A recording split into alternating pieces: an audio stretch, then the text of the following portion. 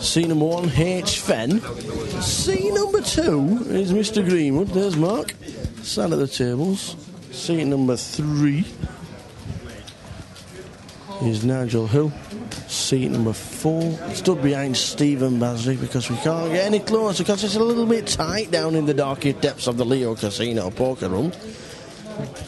John Handley is sat in seat number 5. Seat number 6 is Ben Chisholm with Jane Zaib.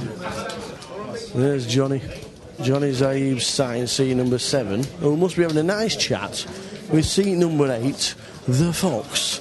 Alistair Findlay is sat in seat number 8. So 3 local guys already on this table, with seat number 9 being Joe Kershaw.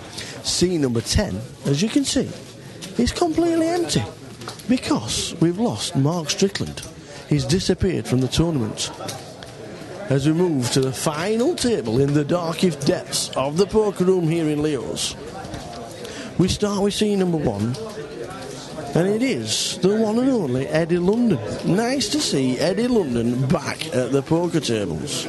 Seat number 2, Pijman Krosh Raupower. I hope I've got that right, Pijam, but fingers crossed. Seat 3, F. Stewart. Seat 4 is Mark Baxter with the glasses. Seat 5 is Roy Eagles. And with the Gala Poker Tour shirt on in seat number 7, that's Alan Stokes. In seat number 7 is G. Roger. In seat number 8 is Stuart Brownson. In seat number 9 is John Goldie. And the missing guy in seat number 10 is Eddie Howell.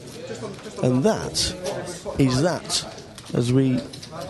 And that is a pan of the card room as we stand here right at the bottom end of the card room in Leo's. But as we can see, the action is being fast and furious. We've lost Ali Malou. We've already lost Mark Strickland.